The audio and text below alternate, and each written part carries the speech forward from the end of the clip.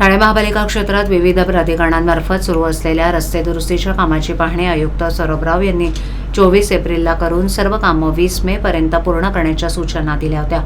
त्यानुसार संपूर्ण घोडबंदर रस्त्याची पाहणी गुरुवारी आयुक्तांनी पाहणी केली।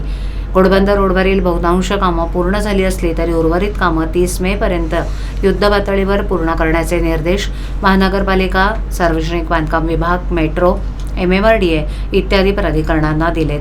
तसंच पावसाळ्यानंतर करण्यात येणाऱ्या कामांच्या ठिकाणी सूचना देणारे फलक लावून वाहतूक सुरळीत सुरू राहील या दृष्टीनं नियोजन करण्याबाबत सूचित केलं। पूर्व द्रुतगती महामार्ग, कापूरबावडी जंक्शन, घोडबंदर रोड, सेवा रस्ता आणि गायमुख घाट या परिसरात सुरू असलेल्या आणि पूर्ण झालेल्या कामांची आयुक्त सौरभ राव यांनी पाहणी केली।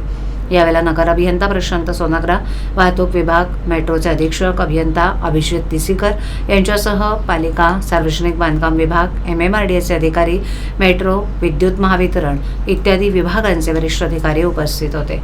पावसाळ्यात घोडबंदर रस्त्यावरील वाहतूक सुरळीत आणि सुरक्षित राहील या दृष्टिकोनातून या रस्त्याची सतत पाहणी करत असल्याचं आयुक्तांनी नमूद केलं।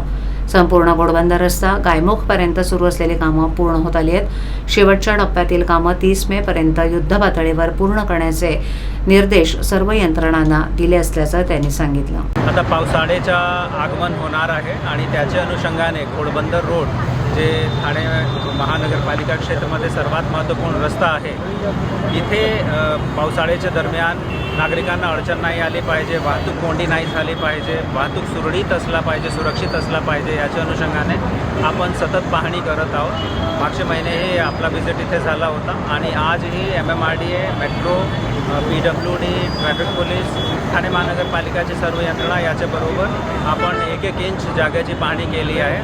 संपूर्ण घोडबंदर रस्ता गायमुख घाटपर्यंत इथे बऱ्यापैकी काम आपले कंप्लीट होत आलेले आहे। साधारणतः 31 मे पर्यंतची आपण डेडलाईन आपण गृहीत धरला आहे, ज्यामध्ये जे शिल्लक राहिलेले कामे आहेत साधारणतः 2-4% काम वेगवेगळे लोकेशनवर शिल्लक राहिले आहे, तो करून घेण्याचे आपला नियोजन आहे।